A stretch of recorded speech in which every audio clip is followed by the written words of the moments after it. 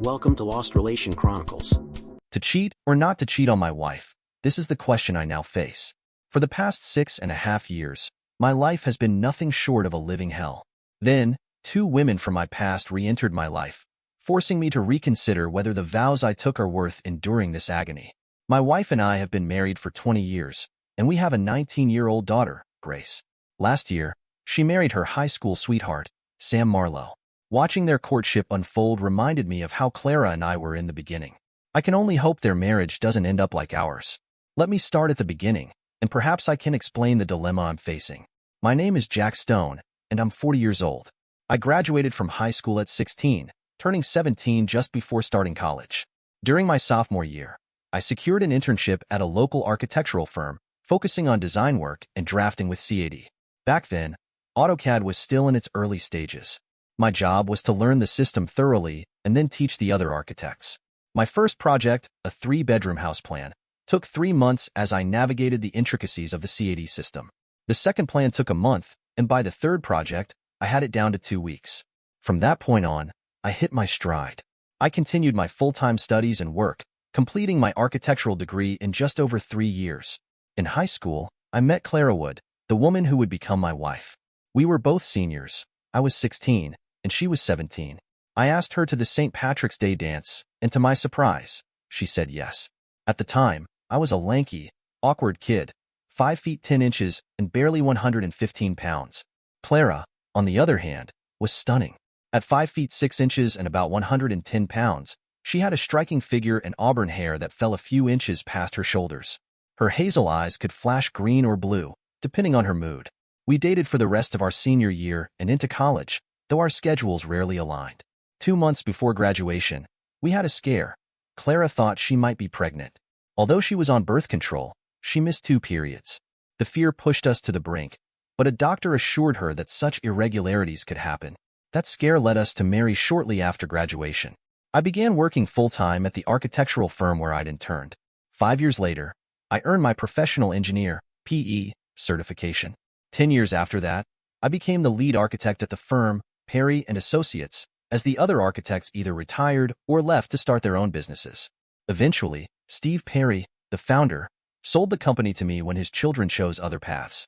Today, I run the firm with 3 talented young architects under me, taking on design work occasionally while managing the business. Now, here I am, questioning the choices I made and wondering where I go from here. Clara and I had a daughter during our marriage, Grace Alice Stone. She was born less than a year after we married. She was the apple of my eye, and we both showered her with love. My marriage was great for the next 14 years. We had an active and varied sex life. We loved each other madly, and I tried to give Clara and Grace everything they would ask for if we could afford it. We found out after Grace was born that we could not have any more children. Clara miscarried twice after Grace was born. It all stemmed back to when she had those problems with the missed periods. Something in her uterus was wrong or twisted or something. I never actually got a straight answer from the doctor about that. So we went on with life after I got snipped. Life was good until suddenly, just before Clara's 35th birthday, she started complaining about not feeling well, or being tired, or something, whenever I wanted sex. From that day forward, sex stopped dead. Nothing. No playing around. Nothing. Well, I really loved Clara, and so I settled for Rosie and her 5 sisters. I figured it would only be a temporary problem. We made an appointment with her OB/GYN doctor, and we tried to see if there was a problem causing it, because the last 3 times we had made love she complained it hurt her during intercourse. We tried several doctors, even a couple of psychiatrists, to see if there was a problem in her mind to make her think there was a medical problem.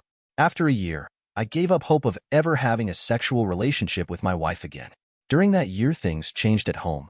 Drastic changes happened after we exhausted our pleas for answers. Clara quit work. She really didn't need to work by now, as I was quite successful. I made good money building custom homes and working with several developers for starter homes and mid-range homes, too. I was bringing in about $165K a year and things were good on that front. Grace didn't know about the problems Clara and I were having regarding sex, but she did notice when Clara quit her job and just stayed home. She would go to bed about 9 or 10 in the evening and then sleep the clock around. She would get up, eat a meal, and then read a book and or watch TV. She ate all the time, and she gained almost 90 pounds over the next few years, and she just looked like hell. Her shiny hair now looked terrible. Yeah, it was clean about every 3 days, but her hair had no luster anymore. Then she cut it short and started wearing house dresses like a muumuu or a robe all day. She didn't even cook anymore. I did the cooking for suppers and Grace had to make her own breakfast if she wanted to eat. I tried talking to Clara, but I got nowhere. She just wouldn't talk to me, or she would say, "Everything is fine. Now leave me alone." To make a long, sad story short, after 4 more years of this hell, I found an outlet for my frustrations. Grace had graduated high school and was going to college. There was nothing at home for me, so I worked late quite a bit. It's not like I was welcomed at home. I would come in from work and say hi to my wife, and she would grunt an answer. She might say hi back, but her nose was in a book, or she was intent on watching something on the TV. I would fix us a microwave dinner, and then I would go running to stay in shape. I hated those meals, but they were quick and easy, and anything to get me out of that miserable environment was fine by me.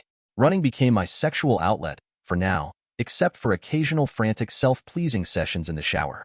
Isabel Fairfield was a girl who lived next door to me. When I was growing up, we saw each other at the grocery store one night, and we talked and tried to catch up. It was the first time I had seen her since I graduated high school. She was divorced, now, and she was lonely. She had a sad story to tell, and wanted to know if we could talk over coffee sometime. I told her that I would meet her at the local diner, up the road from the grocery store, the next night. The old railcar diner was actually 3 train cars that used to be boxcars. Someone had brought them in, and had then made them into a U-shaped diner. The center of the U was enclosed, and was the kitchen. The dining area was inside the boxcars. They had cut windows and had insulated the cars to make a really fine diner. The food was good, and the coffee and pie were great. They had old railroad signs and advertising on the walls and lanterns and signal flags, and all that stuff to make it homey and stylish. Isabel Waring, née Fairfield, was a year behind me in school, but a great tomboy. Tommy Southern, Daniel Algren, Isabel and I were the terrors of the neighborhood when we were about 10 to 14. When I was 12, I changed from being the carefree guy I was to someone who knew that schooling was going to be very important to me. I went from 5th to 7th grade and then skipped 8th as well. But I still palled around with the neighbor kids until I gained high school. Then I was the nerdy kid, who left the rest behind as I did nothing but study. I met Isabel Thursday night after my run, and we sat and talked old times and really had a great evening together. It was like I really missed the companionship that I lost when Clara changed into a hermit. We closed the place at 9 p.m., and Isabel suggested that we meet at my place or hers, as the chairs would have to be more comfortable than the ones we had been sitting on all evening. I explained some about my home life, and she suggested her home instead, as she lived only 3 blocks away. I said if she didn't mind a sweaty visitor, I could stop by after my nightly run. But, Jack, I normally run in the mornings at about 6. Maybe you can run with me, and we can talk as we go along. How does that sound? Isabel, that sounds terrific. What's your address? I'll meet you there at 6. She wrote her address down for me, and I recognized the number as the house on the corner 2 streets over from ours. It had the gates at the drive and a large front lawn. The house was a 2-story clapboard house with 2 columns in front that hold up the balcony above the front door. The house was huge, probably over 4,000 square feet. I thought nothing of the invitation, as it was just running and catching up. There was nothing overt in that, which I should look out for. We started a routine of running in the morning, and then we stopped at her place for a quick coffee. Before a month was up, we were meeting in the evenings too. For the company, more than anything else. By then, Isabel had wormed out of me my whole home life environment and my lack of a sex life. I did say that I took my vows very seriously. However, she did make an offer I had a hard time denying. Jack, since our former president once debated the definition of certain acts, would you consider helping me improve my conversational skills? It could even be a 2-way exchange if you were open to it, though no obligation. It would give me something to focus on and help me avoid the pitfalls many divorcees face, like spending too much time in bars trying to escape their reality. Please take some time to think about this offer before giving me an answer. After a couple of months, I agreed to meet Isabel regularly at her home for these sessions. It seemed to provide a welcome distraction from my own challenging situation at home, and it helped Isabel avoid falling into unhealthy habits. These meetings also made it a bit easier for me to manage Clara's unpredictable moods and tendency to isolate herself. My interactions with Isabel continued for about 6 months before I began to feel guilty about betraying my wife. But was it truly betrayal? To me, it felt more like an intimate connection rather than a full transgression. When I went to bed each night with Clara snoring beside me, I argued with myself whether or not I was really cheating her out of anything.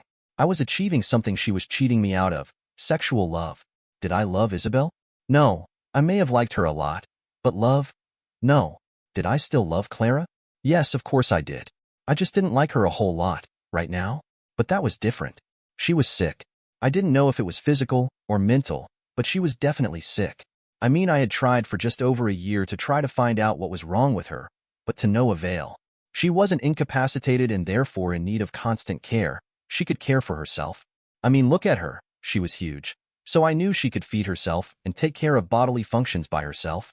I never found her to stink, so she had to bathe. But that is where all semblance of a Clara being a wife ended. We didn't interact on any level. We were strangers in our own home. Clara had her activities and her life, and I had mine. I went to work, and I exercised. I bought what was on the list of items needed that Clara left on the counter or the refrigerator, and I put up with the slovenly person who had been my wife. So, was I the bad guy who cheated? Or was she the one who cheated me out of a proper life of being married? It got to the point that I just stopped caring anymore. I went on with my life, and I let her get on with hers. I just stopped looking at her. I stopped talking to her except when she directly asked me a question, which was very rare. I pretty much ignored my wife, just like she ignored me. Life went on, endlessly boring, except for my time with Isabel. I was at the point I was going to file for divorce on the grounds of abandonment. I mean, that was what Clara had done to me. She had thrown me to the side and abandoned me, even though we lived in the same house and slept in the same bed. I was discussing it with Isabel when I came to the conclusion that I had to do something, even if it was as drastic as divorce. Isabel surprised me by asking me to hold off for 3 months. She said, "Jack, I know you want this now, but give it a little while longer and make sure this is what you really want. Once you start down that path, there's no turning back." Look at me and my situation. I sometimes think I should have stuck in there a little longer and given Ray a chance to discover that I was bored with him and our life together. I know I should have confronted him with my feelings, but I was hurt that he couldn't or wouldn't see what was happening to us. We were much like you and Clara, except he was the one ignoring me. He was working too much, staying away too long, and not taking any vacations. It became just too much, so I left. Once he realized I was gone, it was too late to try to patch things up. Too much had been said that hurt both of us. That is one of the reasons I won't let you stay very long. I know if you stayed the night, that sometime during the night, you or I would stop being friends trying to help each other out. We would become lovers, and that would ruin your marriage, such as it is. But Isabel, there is no marriage for me. We are just two people living in the same house. There is no love in either direction anymore. Why should I try to keep it going when it appears that Clara has given up on me and our marriage? Okay, then do this. Try to talk to her and let her know how you feel. Tell her you are thinking about a divorce. Put the ball in her court for a change. See if she makes an effort. If nothing happens in a week, then leave. Move in here or somewhere and then wait a month. If she doesn't change or want you back, then I say go ahead with the divorce. Do you always argue with your lovers like this? I asked laughingly. No, Jack. I only argue with the cute, stubborn ones that I want all for myself, to have forever. I went home that night, and Clara was still up reading. She was almost finished with the book she was reading. I waited until she finished and then stood in front of her and said my piece. "Clara, I really need to talk to you about our marriage. Please pay close attention to what I have to say, okay?" I got a nod, so I continued, "Clara, I'm not happy with the way things have gone on now for the last 6 years. You quit a job that I thought you really liked. You became a hermit in this house, with you sleeping all the time and reading your books. You have gotten fat and sloppy about your appearance, and generally you have ignored me and our daughter until she was forced to move out. I am giving you a week to recognize where we are in our relationship. If after that week, no changes are made, I am going to seek a divorce. I want some happiness back in my life, whether it is with you or with someone else. It is up to you now. Think this over and give me an answer within 1 week or I start proceedings. Do you understand what I have said?" "I understand perfectly. You are tired of me, and you found some new woman that you are doing. So, go have your fling. You will eventually come back to me, because you love me. No man in his right mind would let his wife do what you have put up with for the last 6 years if he didn't love her. So if you need to go screw somebody, go. But don't come crawling back to me and ask forgiveness, because I won't tolerate a cheating husband. Good night. I'm going to bed." Clara bumped me out of her way and went into the bedroom. I went into mine, well, into the spare room. I had been living in it for the past month, because Clara's snoring was getting worse. I could no longer sleep in that bed with her. I couldn't lay there next to what my wife had become. I couldn't believe what I heard from out of her mouth. She felt like she was the injured party here.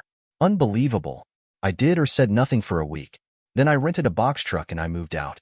I moved into Isabel's house. I think it was actually the servants' quarters. It was at the back of the house and had its own entrance. I was there for almost 3 months when I received a phone call at work. Perry and Associates, this is Jack. Can I help you? Daddy, what is going on? Mom is frantic.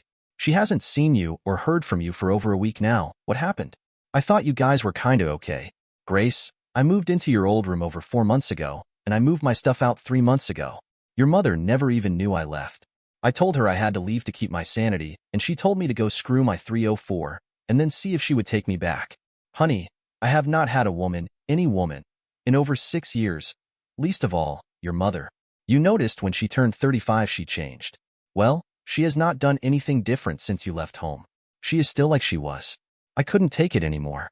I had to leave her before I gave up and shot myself for her, or maybe both of us. With you away at school, I thought you would find out from her that I left. Grace, I'm so sorry that you had to find out this way. I have tried so many times to call you, but I really didn't know what to say, or even how to bring the subject up. I still love the woman I married. But that woman, in that house, is not her. That woman is sponging off my generosity, but not for much longer. I'm going to talk to my lawyer today. In fact, I need to get going if I'm going to make the appointment. I'll call you tonight for sure, honey. Remember, I love you, Grace. I hung up and let Ella, my secretary, know where I was headed and roughly how long I would be gone. I left our building and walked the 2 blocks to Elliot Mason's office at Dean, Koenig, Blackwood, and Mason. Samuel Dean was my company lawyer. Liam Koenig did civil law. Sanders Blackwood did criminal law, and Elliot was for family law. I've known all 4 of them since grade school. I walked into Elliot's office 5 minutes early and was asked to wait as he had a client already. I waited, and soon Elliot came out with a young lady in tears. He had his secretary take her to the restroom to clean up. I was escorted into his office and Elliot started out with, "Jack, so good to see you, but I suppose not under these circumstances. You said something about wanting a divorce, right?" "Right, Elliot. I have some questions first, so we can figure out what grounds we are going to file under. Can I prove that my wife abandoned me 6 years ago, even though we still lived in the same house, and until 4 months ago we slept in the same bed?" "Jack, what?" "Abandonment means that she left you alone, and she left the area. Now how can she abandon you and still live in the same house? You have me very confused." So I related the whole thing, from when she turned 35 until this latest development that I had found out from my daughter's call. I neglected to tell him where I lived now, and what Isabel and I had done over the last 6 months or so. Elliot thought, and then went to his bookcase along one whole wall and started thumbing through one book after another, stopping to read a section then going on. He finally sat back down and said, "Jack, that might be a tough sell. But if Clara would admit that no sex took place for those years, and we had before and after pictures of the house and her, then I think we just might get it to work. It would be much easier to file for irreconcilable differences. That is something we can prove with no problems. But why the abandonment? Elliot, for just over 6 years I lived in a house that was not a home. She did her thing, and left me to do mine. I tried for almost a year to find out what happened to suddenly switch her from a loving sexual being to a nothing in the space of a week. After seeing so many doctors that I couldn't count them anymore, I gave up and resigned myself to the fate I was dealt. But lately I have come to the conclusion that I don't want that life anymore. Or whatever that was. It was certainly not living. It was, at best, existing. I've met a woman who I like being with. She makes me happy, and she wants me. We have not had intercourse. I do live in her home, but in the servants' quarters at the back of the house. It is a separate quarters with a private entrance, while still being a part of the house. I have my key, and she has hers, but they are not the same. We eat together and talk, but she goes to her bedroom, and I go to mine. We share some of the expenses, like food and utilities, but that is all. I suppose I could find another place, but it's close to our house, so if Clara were to need me I could come right away, but she has never even noticed if I was there or not. This latest is a prime example.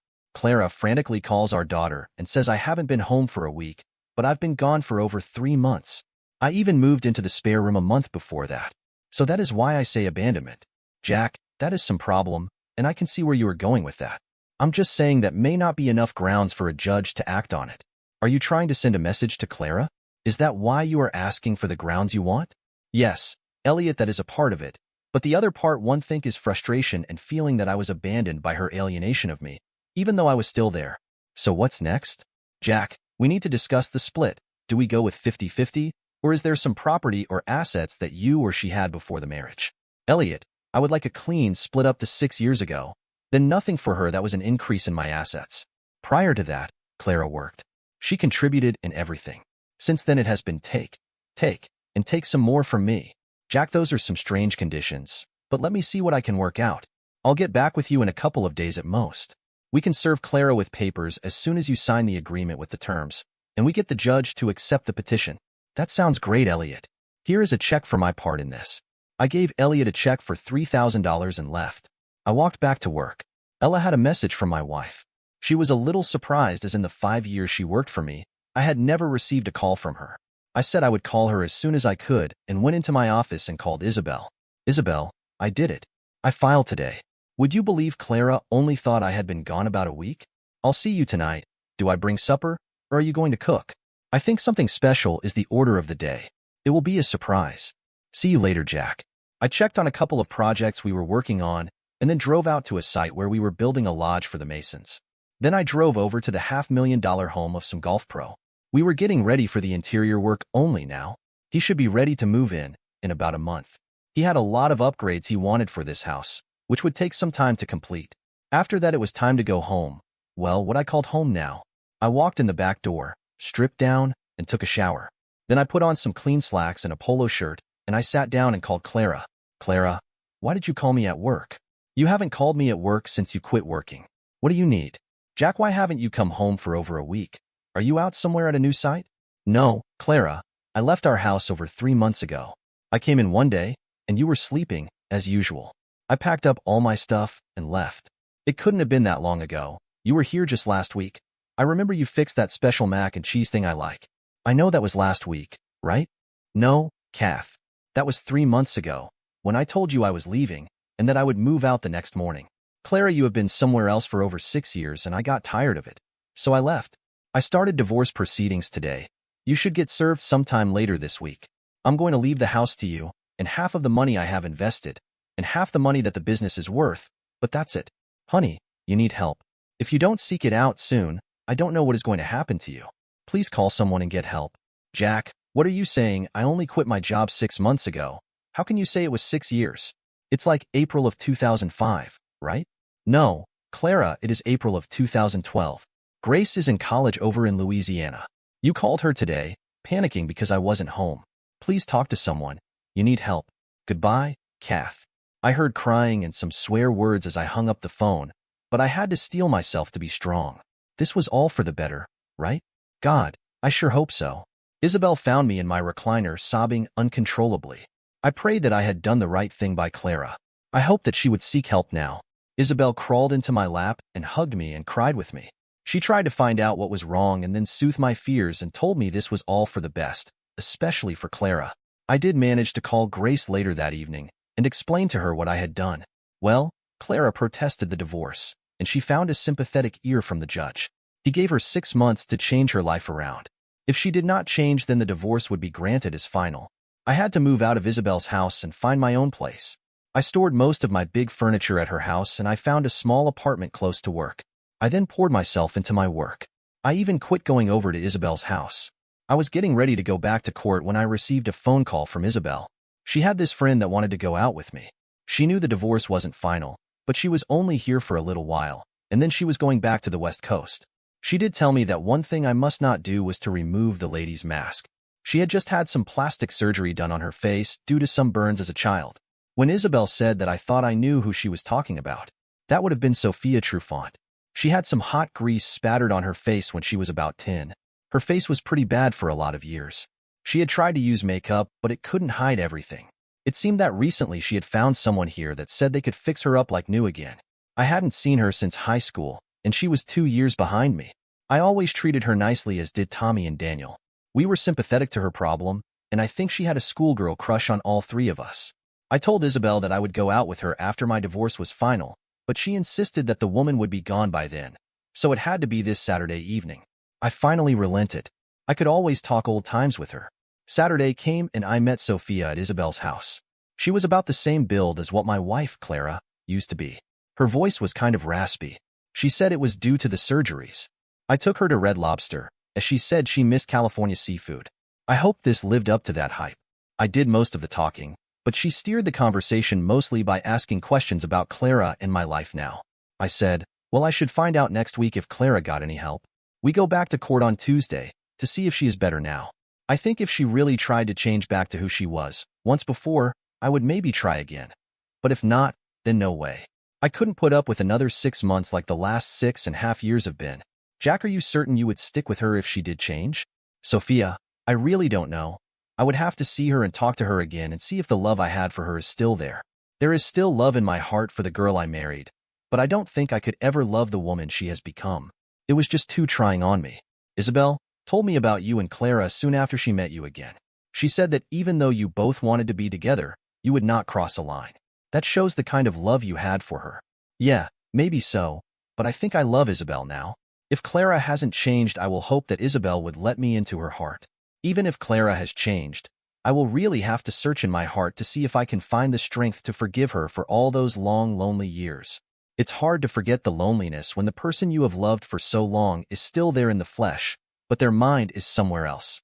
Then, too, when she just gave up and let her body go, that hurt too. I'm not saying I loved her any less because of that, but it certainly didn't help along with the blankness that came with it. Sophia, I think that is enough about Clara. Can we talk about you? We finished the meal and I took her back to Isabel's house. She wanted a kiss goodnight, so I held her and started a chaste kiss in the millivolt scale. What came back to me was in the megawatt scale and could have powered half the town. I got a reaction I hadn't felt in quite some time. It reminded me of the kisses I got as a teenager back when Clara and I first got together.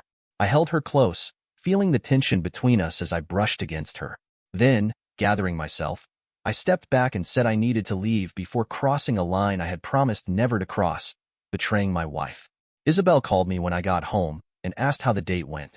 Isabel, that woman reminds me so much of the girl that I married that if she stays around here very long, she is going to have to fight me off with a bullwhip and chair. I couldn't believe that kiss at the door. I almost broke my wedding vows right there on your front porch. I hope she wants to stick around for a few days till after my court date. If she will, unless Clara has changed dramatically, that woman and I have a date with destiny. Tell her that and see what she says. I could hear a muffled conversation and then Isabel was back and said, Jack, she says that she will be right here for you. She is going to change her flight back to Friday. So did you want to go out tomorrow night too? Well, tell her if I went out with her tomorrow night or actually any night before my divorce is final, then Clara would have some ammunition to haul me up for adultery. So you just have her stay away from me until afterwards, okay? And Isabel, once divorced, you and me are long overdue for a whole weekend of playing hide the sausage. That I can promise you. I showed up for the hearing bright and early Tuesday at 8:15 a.m. Elliot was there and another guy at the table across from us. Then several women came in. Isabel was among them, and someone else was too. It looked like 4 people came in then. Isabel was one. One kind looked like Sophia and the third one was hidden by the other 2. Isabel came and sat behind me, and the other 3 sat over behind the other lawyer. Just before the judge came in, the one I couldn't see too plain came up to the table with the lawyer. The judge came in, and we all stood and then sat down. The judge called my name and my lawyer and I said, present. Then Clara's name was called, and the woman at the table stood up and said, here. Here we go, I thought. The judge called up Clara, and she came up to the bench and removed her trench coat, and I about fell off the chair. That was Sophia's dress that she wore when she went out with me. I whispered to Elliot what I knew. Objection, Your Honor, but that woman is not Clara Stone. We believe she is in reality Sophia Trufant. The woman turned around and I fainted. The body might have been who I was with on Saturday night, but the face was Clara's.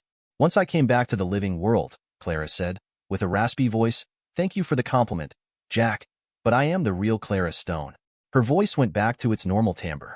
I went to a clinic that Isabel and Sophia knew about, out on the coast. They found my problem was hormone imbalances. Once that was corrected, I went on a special diet and exercised like a madwoman. I wanted my man back. We could have tried to break our wedding vows on Isabel's front porch, you know, but having sex with your wife is still legal. Now do you still want the divorce? Yes, but only long enough to compensate a very dear friend for all the trouble she went through for both of us. Do you think that is fair? I think I will give you a 1-weekend dispensation for said friend, but otherwise we are still married. Understood? Yes, ma'am. Understood perfectly. Judge, I withdraw my petition. Can we go home, now? Bailiff, can you tell me where I lost control of this courtroom? Yes, sir, Your Honor. It was right after that pretty lady removed her coat. I do believe you're right about that, bailiff. He banged his gavel and said, I hereby declare this petition null and void. Court is adjourned. Clara and I ran to each other, and our kiss fried my testicles and raised the dead to rub against my lovely wife. Dennis looked over at the other lawyer and said, "Sounds like lunchtime to me. How about you, Harry?" I never heard the reply because I had a second woman come from behind and hug us both. "I heard that I get a weekend of special dispensation. Now when is that going to be?" Clara said, "In about a month, because he is not going to be in any shape to help you out for a while. I have 6 years to make up for, and I'm going to make sure that he knows I still love him. Any man that would hold his vows above friends and possible lovers has got to be compensated." It was actually 2 months later when Isabel was allowed her weekend. Believe me, she enjoyed it. Of course, so did I. To cheat or not to cheat? I found out, the hard way, that you should never make a decision until all votes are in. Dear listeners, please share your thoughts in the comments section below and don't forget to like, share, and subscribe.